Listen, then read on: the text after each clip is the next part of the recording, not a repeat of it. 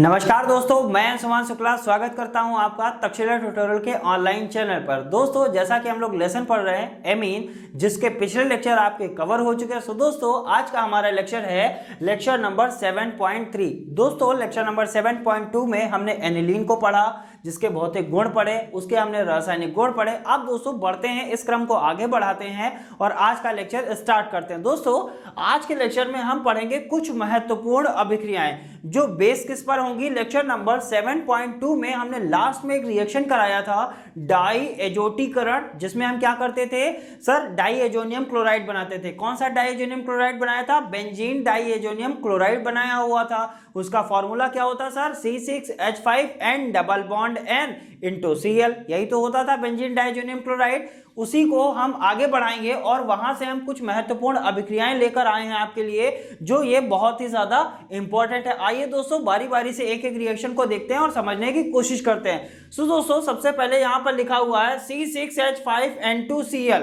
It means, इसका मतलब क्या हुआ sir? Benzene diazonium chloride है। इसका नाम क्या हो गया? Benzene diazonium chloride. दोस्तों, डाई एजोनियम को हमने कुछ इसी तरीके से तो लिखा था, C6H5N double bond N Cl, यही तो लिखा हुआ था। अब हम डबल बॉन्ड नहीं लगाना चाह रहे, बल्कि इसकी जगह पर हमने डायरेक्ट क्या लिख दिया? N2 लिख दिया। तो नाम तो बदलेगा नहीं, चीज तो वही है। तो इसका नाम क्या हो गया सर? इसको बोलते हैं बेंजीन डाई एजोनियम क्लोराइड। इसका नाम क्या हो गया दोस्तों? Benzene diazonium chloride. अच्छी बात है। जब बेंजीन डाई एजोनियम क्लोराइड, इसका नाम तो किसी को पता ही नहीं होगा। नहीं, ऐसा नहीं है, सभी को क्या होता है? पता होता है sir. Benzene diazonium chloride जब जल के साथ रिएक्शन करता है तो देगा क्या सर? यहां से जो नाइट्रोजन है वो क्या हो जाती है? बाहर हो जाती है। और जो वाटर होता है ये अपघटित किसमें होता है? H इंटू OH, इसी में तो अपघटित होता है। और ये वाला OH जो होता है वो C6H5 के साथ लग जाता है। C6H5 के साथ OH लग गया, यहां से जो OH था वो यहां आ जाता है, नाइट्रोजन बाहर हो जाती है। अब बचा क्या आपके पास? एक H बचा हुआ है और यहां से क्या बचा हुआ है? Cl बचा हुआ है। तो H और Cl मिलके क्या बना देते हैं? HCl, यानी हाइड्रोक्लोरिक एसिड। अब इसको क्या बोलेंगे? हमने क्या बताया था सर, जब एरोमेटिक रिंग से आपका क्या जुड़ा होता है? OH जुड़ा होता है, तो इसको क्या बोलते हैं? फिनॉल बोलते हैं कि नहीं? इसको क्या बोलते हैं? फिनॉल। ठीक है, इसका नाम क्या हो गया? फिनॉल। आप इसको इस तरीके से लिखिए, या C6H5OH, इसको क्या बोलेंगे? फिनॉल। इसको क्या बोलेंगे? नाइट्रोजन। उसको क्या बोलेंगे? Hydrochloric acid. तो सिंपल सी बात है, जब बेंजीन डाइएजोनियम क्लोराइड जल के साथ रिएक्शन करती है तो हमको क्या मिलता है? फिनॉल मिलता है, नाइट्रोजन मिलता है, और क्या मिलता है? हाइड्रोक्लोरिक एसिड प्राप्त होती है। सो दोस्तों, बढ़ते हैं अगली रिएक्शन की तरफ। अगली रिएक्शन में भी क्या है सर? C6H5N2Cl। इट मींस, इसका मतलब भी क्या है? Benzene diazonium chloride. अब बेंजीन डाइएजोनियम क्लोराइड की हम रिएक्शन किससे करा रहे हैं? ये क्या लिखा हुआ है सर? इसे बोलते हैं एल्कोहल और इसे बोलते हैं एथिल। तो इसका नाम क्या हो गया? Ethyl alcohol. यानी पहले हमने ये देखा कि बेंजीन डाइएजोनियम क्लोराइड जब जल से रिएक्शन करेगा तो क्या होगा। अब हम ये देख रहे हैं कि जब benzene diazonium chloride ethyl alcohol से रिएक्शन करेगा तो बनेगा क्या। सो दोस्तों, जब ये एथिल अल्कोहल से रिएक्शन करेगा तो यहां से बनेगा क्या? सिंपल सी बात है, ये वाला नाइट्रोजन पहले बाहर होगा। जब भी बेंजीन डाइएजोनियम क्लोराइड की आप रिएक्शन कराइए, नाइट्रोजन को पहले बाहर कर दीजिए। जैसे ही नाइट्रोजन बाहर होगा, अब क्या हुआ सर? ये जो Cl है वो किसी हाइड्रोजन के साथ मिलकर क्या बना देगा? HCl। नाइट्रोजन बाहर कर दिया, HCl बाहर कर दिया। अब आपके पास क्या बचा हुआ है सर? C2H5 और OH। क्या बचा हुआ? C2H5OH आपके पास बचा हुआ है। या आप ऐसा समझ सकते हैं, इस वाले हाइड्रोजन के साथ आपने Cl को बाहर किया, HCl बाहर हो गया। अब आपके पास यहां बचा हुआ है C2H5O, ये बचा हुआ है। यहां तक आपने समझ लिया। अब C2H5O को हम कैसे समझेंगे सर? यहां से एक हाइड्रोजन निकालेंगे और C6H5 के पास भेजेंगे। तो यहां क्या बन जाएगा? H कितने हो जाएंगे? 6 हो जाएंगे। अब जब एक हाइड्रोजन यहां से बाहर हो गया तो यहां हाइड्रोजन कितना बचा? 4 बचा कि नहीं बचा? और इसको क्या हम ये लिख सकते हैं? नहीं, CH3CHO। जरा देखिए कार्बन कितने हैं, 2 कार्बन है, हाइड्रोजन कितना है, 4 हाइड्रोजन है और 1 ऑक्सीजन है। और CHO को हमने क्या कई बार बोला है, इसको क्या बोलते हैं, एल्डिहाइड बोलते हैं। और किसके साथ लगा हुआ है, CH3 के साथ लगा हुआ है। तो CH3 के साथ लगे होने से इसका पूरा नाम क्या होता है, इसको हमने कई बार बोला, इसको बोलते हैं एसीटेल्डिहाइड। क्या बोलते हैं इसको, तो यहां से आपको क्या मिल गया, एसीटेल्डिहाइड। तो सिंपल सी बात है, सबसे पहले जब बेंजीन डाइजेनियम क्लोराइड होता है तो नाइट्रोजन बाहर, HCl बाहर, फिर जो बचता है उसमें हम देखते हैं क्या करेंगे। तो जब बेंजीन डाइजेनियम क्लोराइड एथिल अल्कोहल के साथ रिएक्शन करता है तो सबसे पहले हम क्या करते हैं सर, जो C6H5 है उसमें एक हाइड्रोजन दे के उसको क्या बना देते हैं, बेंजीन। और बेंजीन का हमको फॉर्मूला पता रहता है, क्या होता है, C6H6। अब ये क्या बन गया सर, जब बेंजीन बन गया तो नाइट्रोजन बाहर किया, HCl बाहर किया, और आपके पास क्या बचेगा सर, हमको पता है सर, अब हमारे पास बचा हुआ है 2 कार्बन, 4 ऑक्सीजन, 4 हाइड्रोजन और 1 ऑक्सीजन, और इसको हम एसिटाल्डिहाइड के फॉर्मेशन में लिख सकते हैं। जरा देखिए यहाँ पर 2 कार्बन, 4 हाइड्रोजन और 1 ऑक्सीजन। तो दोस्तों उम्मीद करते हैं दोनों रिएक्शन आपको अच्छी तरीके से समझ में आई होंगी। बढ़ते हैं अगली रिएक्शन की तरफ और देखते हैं हमारी कुछ अगली महत्वपूर्ण रिएक्शंस। तो दोस्तों हमारी रिएक्शन अगली है गाटरमान अभिक्रिया नाम की रिएक्शन है। इंपॉर्टेंट है, और इंपॉर्टेंट ही नहीं बल्कि बहुत ही ज्यादा इंपॉर्टेंट है, यानी वेरी इंपॉर्टेंट है। गाटरमान अभिक्रिया क्या होती है, गाटरमान अभिक्रिया, फिर यहां पर क्या लिया गया, बेंजीन डाइअजोनियम क्लोराइड। आप ऐसे ही समझ लीजिए कि जो डाइअजोनियम क्लोराइड है या जो डाइअजोटीकरण की रिएक्शन है वो आपके लिए कितनी ज्यादा इंपॉर्टेंट है। एक डाइअजोनियम क्लोराइड से एक रिएक्शन, 2 रिएक्शन, तीसरी रिएक्शन हम फिर से पढ़ने जा रहे हैं डाइअजोनियम क्लोराइड की। तो दोस्तों यहां पर डाइअजोनियम क्लोराइड लिया, कौन सा डाइअजोनियम क्लोराइड, बेंजीन डाइअजोनियम क्लोराइड लिया, किसके साथ रिएक्शन कराया, पोटेशियम साइनाइड। किसके साथ रिएक्शन करा रहे हैं, K for potassium, CN for cyanide. जब इसके साथ रिएक्शन करेगा तो जाहिर सी बात है ये जो होगा यहां से K और Cl मिलके क्या बना देगा, KCl बना देगा। और सभी को पता है हर बार क्या निकलता है, N2 निकलता है। N2 निकाला, बचा आपके पास क्या सर, C6H5 बचा, और यहां से क्या बचा, CN बचा, और यहां पर हमने लगा दिया। इसको क्या बोलेंगे, फेनिल साइनाइड बोल सकते हैं। क्या बोलेंगे, फेनिल साइनाइड बोल देंगे, या बेंजीन साइनाइड बोल देंगे, या बेंजिल साइनाइड बोलेंगे, वो आपकी इच्छा की बात है। तो इसको क्या बोलेंगे सर, फेनिल साइनाइड। अब बात करते हैं दोस्तों अगली रिएक्शन की तरफ, उल्मान अभिक्रिया। बहुत ही ज्यादा इंपॉर्टेंट है उल्मान रिएक्शन। क्या होती है उल्मान रिएक्शन, इसमें हम बनाएंगे बाइफेनिल। उल्मान रिएक्शन कहती है सर यहां पर आपको मिलेगा बाइफेनिल, और बाइफेनिल कब मिलेगा, जब बेंजील आयोडीन, यानी जब बेंजिल आयोडाइड या फेनिल आयोडाइड आपस में रिएक्शन करेगा, किसके साथ, कॉपर के साथ, तब आपको क्या मिलेगा, बाइफेनिल मिलेगा। आइए दोस्तों देखते हैं ये क्या है सर, फेनिल आयोडाइड है कि नहीं, इसको क्या बोलते हैं, फेनिल। इसको क्या बोलेंगे, आयोडीन को आयोडाइड। फेनिल आयोडाइड किसके साथ रिएक्शन कर रहा है, कॉपर के साथ। यहां पर ये 2 फेनिल आपस में अलग होके आपस में क्या हो जाते हैं, जुड़ जाते हैं। इसे ही बोलते हैं बाइफेनिल। क्या बोलते हैं, बाइफेनिल। और कॉपर 2 था और यहां पर आयोडीन भी 2 था, तो 2 आयोडाइड निकल के कॉपर के साथ क्या बना देंगे, कॉपर आयोडाइड बना देंगे, और ये 2 क्या हो जाएंगे, बना देंगे आपका बाइफेनिल। बाइफेनिल का मतलब होता है सर, बाई का मतलब होता है 2, फेनिल का मतलब ये, ठीक है, बाई का मतलब 2, यानी 2 फेनिल आपस में जुड़े हुए हैं, इसीलिए इसको क्या बोलते हैं, बाइफेनिल। दोस्तों उल्मान रिएक्शन बहुत ही ज्यादा इंपॉर्टेंट है, ध्यान रखिएगा। फेनिल आयोडाइड कॉपर के साथ रिएक्शन करके क्या बनाता है, बाइफेनिल, और क्यूप्रस आयोडाइड या कॉपर आयोडाइड बनाता है। सो दोस्तों उम्मीद करते हैं ये रिएक्शन आपको समझ में आई होंगी। कुछ और महत्वपूर्ण रिएक्शंस हैं उनको भी लिखते हैं और उन्हें भी समझने की कोशिश करते हैं। तो बात करते हैं अगली महत्वपूर्ण रिएक्शंस की तरफ, जहां पर हमने पहली रिएक्शन लिखा हुआ सेंडमायर अभिक्रिया, फिर हम पढ़ेंगे हैलोजनीकरण। क्या होता है सेंडमायर अभिक्रिया और क्या होता है हैलोजनीकरण। दोस्तों ये थोड़ा सा टिपिकल लग रहा होगा लेकिन बहुत ही ज्यादा आसान है। आप एक रिएक्शन याद कर लीजिए, 3 रिएक्शन ऑटोमेटिक याद हो जाएंगी। कैसे, ध्यान क्या रखना है सर, सिंपल सी बात है। फिर यहां पर आपने क्या लिया, बेंजीन डाइएजोनियम क्लोराइड लिया हुआ है कि नहीं, बेंजीन डाइएजोनियम क्लोराइड लिया हुआ है, और इसकी रिएक्शन हम किसके साथ करा रहे हैं, और बेंजीन डाइअमोनियम क्लोराइड में हमने पहले ही आपको बता दिया है कि नाइट्रोजन को आपको बाहर कर देना है।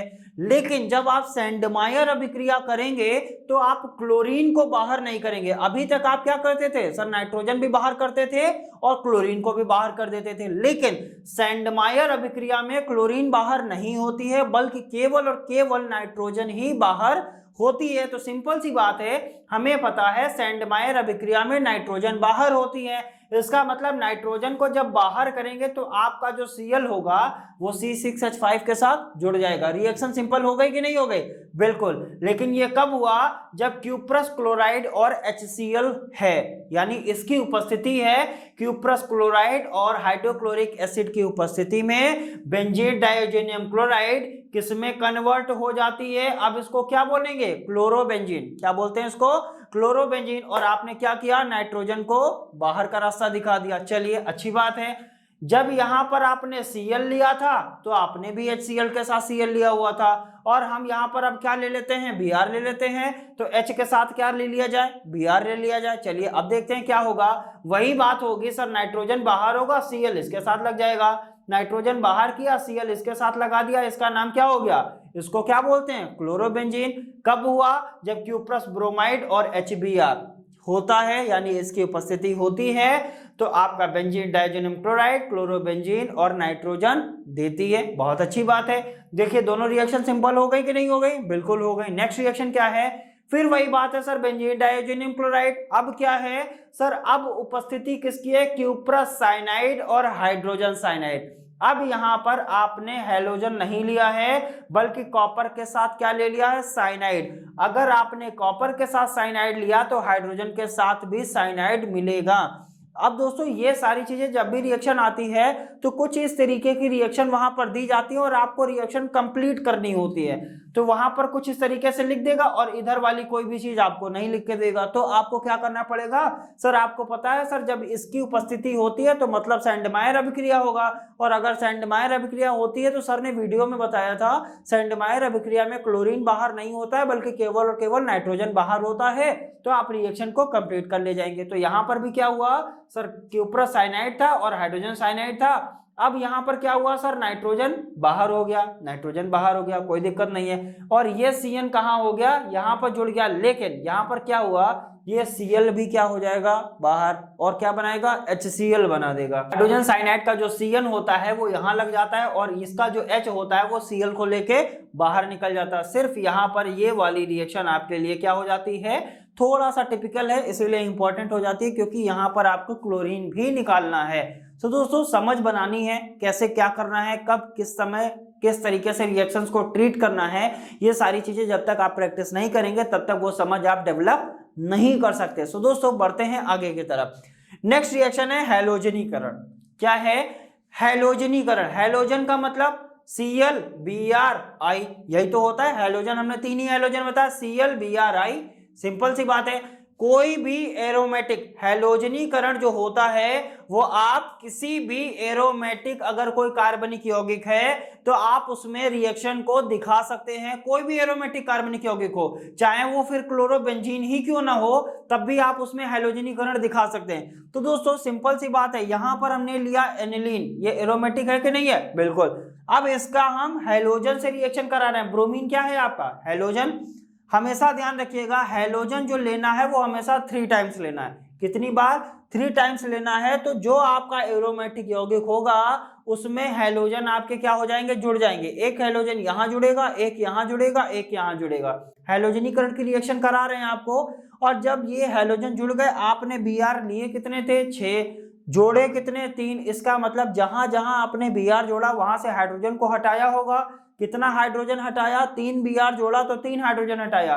इसका मतलब 3 हाइड्रोजन और 3 Br मिलके क्या बना देंगे, 3 टाइम्स ऑफ HBr बना देंगे, यानी हाइड्रोजन ब्रोमाइड। अब दोस्तों हम आपसे पूछे इसका नाम क्या होगा, तो आपको पता है सर, इसको 1 बोलते हैं, इसको 2 बोलते हैं, इसको 3 बोलते हैं, इसको 4 बोलते हैं, इसको 5 बोलते हैं, इसको 6 बोलते हैं। कुछ यही तो बोलते हैं। तो इसको हम क्या लिख सकते हैं सर, दूसरी पोजीशन पे Br लगा हुआ है, चौथी पोजीशन पे Br लगा है और छठी पोजीशन पे Br लगा है। तो इसको क्या लिख सकते हैं, 2,4,6 ब्रोमो एनिलीन, 2,4,6 ब्रोमो एनिलीन लिख सकते हैं कि नहीं, इसका नाम हो गया 2,4,6 ब्रोमो एनिलीन। अब हम आपसे कहें सर ये कौन सा हैलोजनीकरण है, तो ब्रोमीन से रिएक्शन करा रहे हैं, तो आप क्या बता सकते हैं सर, ये ब्रोमीनीकरण है। अगर क्लोरीन से रिएक्शन कराते तो यहाँ पर जहां जहां Br लगाया वहां वहां आप क्या कर देते, क्लोरीन लगा देते, तो आप क्या बोलते हैं सर ये क्लोरीनीकरण है। अगर आयोडीनीकरण दिखाना है तो आयोडीनीकरण भी आप क्या करते, जहां जहां Br लगा है वहां वहां आप आयोडीन लगा देते और ब्रोमो की जगह क्या हो जाता, आयोडो हो जाता। अगर क्लोरीन लगाते तो ब्रोमो की जगह क्या हो जाता, क्लोरो हो जाता। सो दोस्तों उम्मीद करते हैं रिएक्शन आपको समझ में आई होंगी। बढ़ते हैं अगली रिएक्शन की तरफ। सो दोस्तों बात करते हैं अगली रिएक्शन की तरफ, जहां पर हमने क्या पढ़ा, हैलोजनीकरण। अब हम पढ़ने वाले हैं सल्फोनीकरण, फिर हम पढ़ेंगे नाइट्रीकरण। क्या होता है सल्फोनीकरण? दोस्तों हैलोजनीकरण में हैलोजन से अभिक्रिया कराते हैं, सल्फोनीकरण में सल्फ्यूरिक अम्ल से अभिक्रिया कराते हैं और नाइट्रीकरण में नाइट्रिक अम्ल से अभिक्रिया कराते हैं। और ये तीनों रिएक्शन कोई भी एरोमेटिक कार्बनिक यौगिक में आप अच्छे से दिखा सकते हैं। अब बात करते हैं सर अगर कोई भी एरोमेटिक कार्बनिक यौगिक लेना है तो हमने कौन सा ले लिया, अभी हमने एनिलीन के बारे में पढ़ा था तो हमने यहाँ पर एनिलीन ले लिया। सल्फोनीकरण में होता क्या है सर, सल्फ्यूरिक अम्ल से अभिक्रिया कराते हैं। जब सल्फ्यूरिक अम्ल से अभिक्रिया कराएंगे तो होगा क्या सर, यहां से ध्यान रखिएगा ये किस में टूटता है, SO3H में टूटता है और यहां से क्या टूटता है सर, OH टूटता है। ठीक है, यहां से क्या होगा सर, एक H इसके साथ जाएगा, एक ऑक्सीजन उधर चला जाएगा। यहां का मतलब क्या हुआ सर, एक हाइड्रोजन है और एक ऑक्सीजन, ये इसमें टूटता है। और जहां लगेगा कहां सर, पैरा पोजीशन पे लगता है। कौन लगता है सर, SO3H लगता है। इसका मतलब यहां अगर आपने SO3H लगाया है तो ये क्या होगा, यहां से हाइड्रोजन को एक रिप्लेस करना पड़ेगा, तो एक हाइड्रोजन यहां से हटेगा और OH के साथ मिलके क्या बना देगा, वाटर बना देगा। क्या बना देगा, वाटर। कब बनाया, जब SO3H को बोलते हैं सल्फोनिक अम्ल, नाम ध्यान रखिएगा, इसको क्या बोलते हैं, सल्फोनिक अम्ल। ठीक है, तो जिसके साथ लगेगा, किस पोजीशन पे लगा हुआ सर, सल्फोनिक अम्ल पैरा पोजीशन पे, तो नाम क्या हो जाएगा, पैरा एमिनो बेंजीन सल्फोनिक अम्ल। पैरा एमिनो, एमिनो क्यों बोला, क्योंकि एमीन ग्रुप है ना, तो एमिनो किस में लगा हुआ है, एमीन बेंजीन में, तो इसीलिए बोला पैरा एमिनो बेंजीन। और क्या लगा हुआ सर, सल्फोनिक अम्ल, या आप क्या बोल सकते हैं, पैरा आपका sulphonic acid aniline, sulphonic acid aniline भी बोल सकते हैं, या पैरा एमिनो बेंजीन सल्फोनिक अम्ल बोल सकते हैं। अब बढ़ते हैं नाइट्रीकरण की तरफ। दोस्तों बढ़ते हैं नाइट्रीकरण की तरफ। अभी तक हमने ये देखा कि सल्फोनीकरण की रिएक्शन कैसे होगा, जैसा हमने बताया आपसे कि एरोमेटिक कार्बनिक यौगिक कोई भी होगा, आप हैलोजनीकरण करिए, आप सल्फोनीकरण करिए, आप उसका नाइट्रीकरण करिए, चीज एक ही रहेगी। नाइट्रीकरण में भी क्या हो जाएगा सर, नाइट्रीकरण किसमें अपघटित होगा, यहां से टूटेगा NO2 और यहां से OH। ठीक है, ये NO2 में टूटेगा और OH में टूटेगा, और जहां पर NO2 आप लगाएंगे, NO2 को बोलते हैं नाइट्रो। क्या बोलते हैं सर, इसको बोलते हैं नाइट्रो ग्रुप। अब ये नाइट्रो ग्रुप कहां लग रहा है, पैरा पोजीशन पे, तो इसको क्या बोला, पैरा नाइट्रो एनिलीन। बोल दिया कि नहीं बोल दिया, पैरा नाइट्रो एनिलीन। जब इसको पैरा नाइट्रो एनिलीन बोला, इसका मतलब यहां से आपने हाइड्रोजन हटाया होगा तभी तो जोड़ा होगा।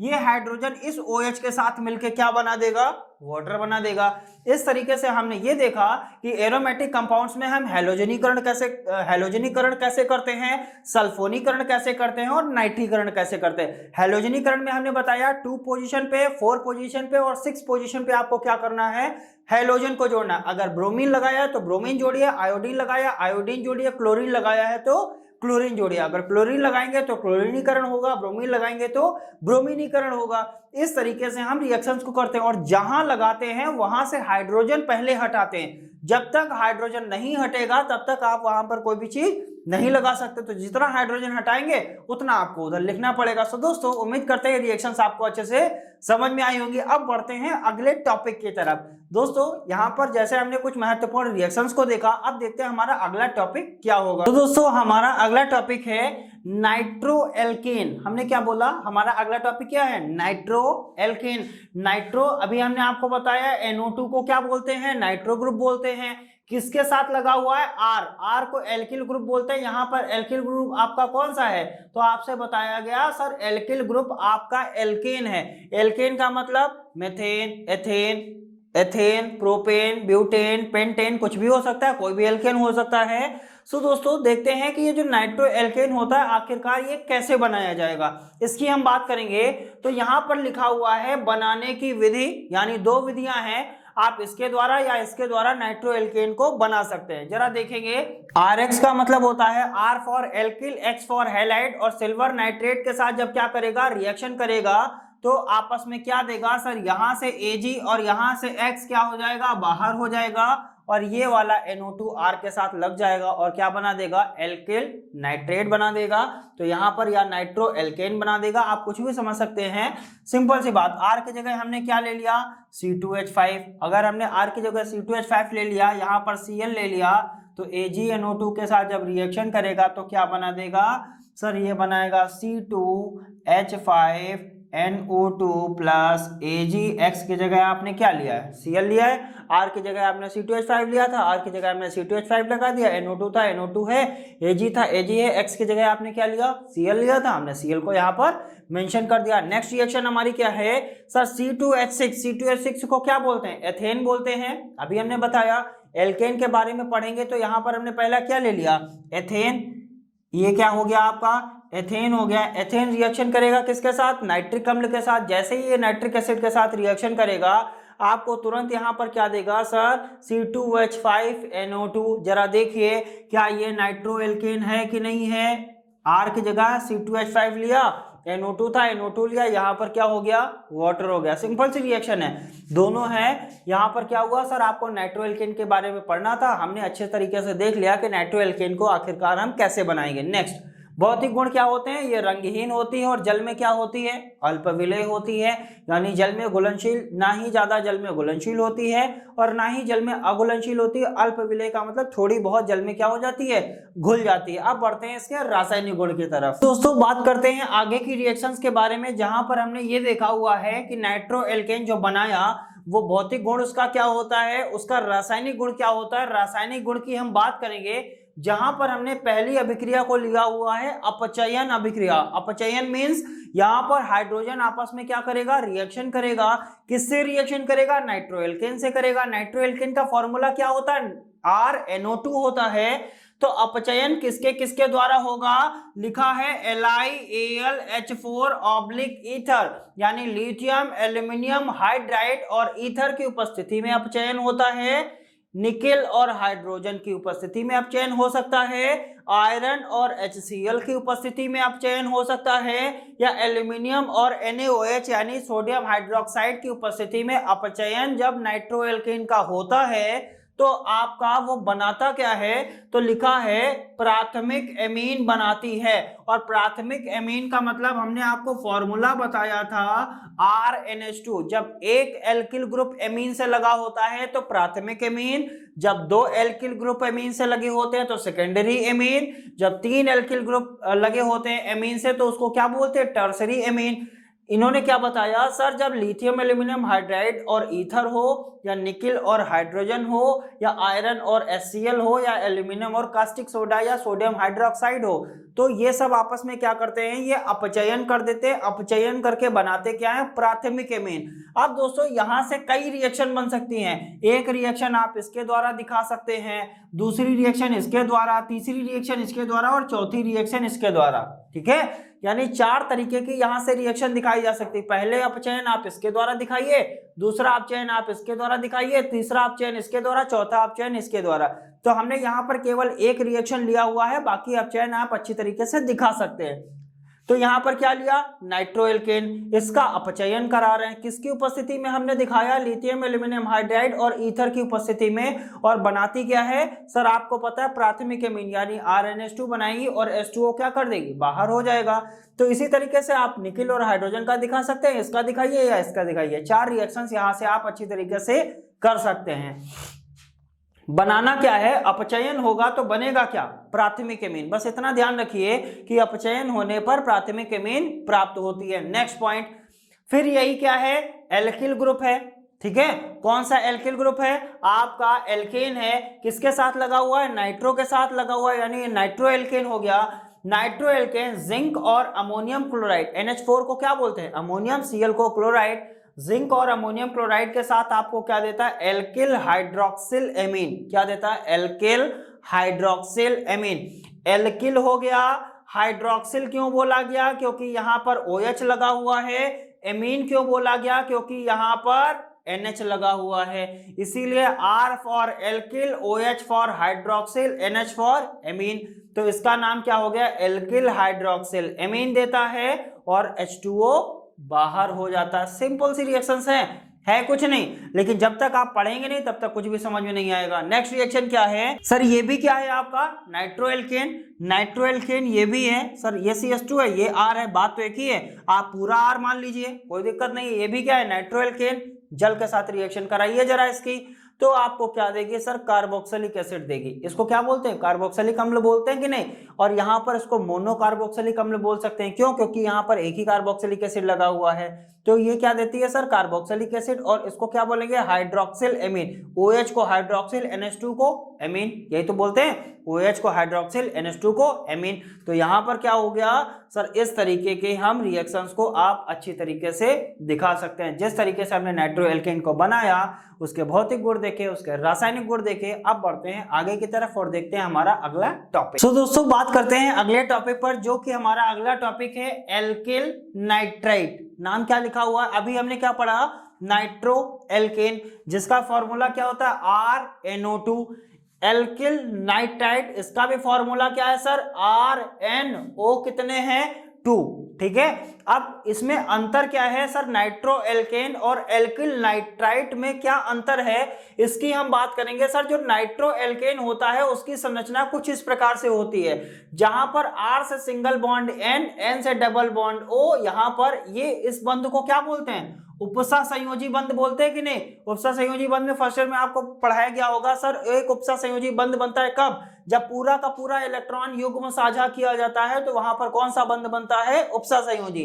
तो जो नाइट्रोएल्केन होता है उसकी संरचना कुछ इस प्रकार से होती है, और इसकी संरचना क्या होती है सर, एल्किल ग्रुप से पहले ऑक्सीजन जुड़ता है, फिर नाइट्रोजन से डबल बॉन्ड के साथ क्या जुड़ता है, ऑक्सीजन। ठीक है, तो ये क्या है आपका एल्किल नाइट्राइट है, वो क्या था, नाइट्रोएल्केन था। अब बात करते हैं ये बनाया कैसे जाएगा।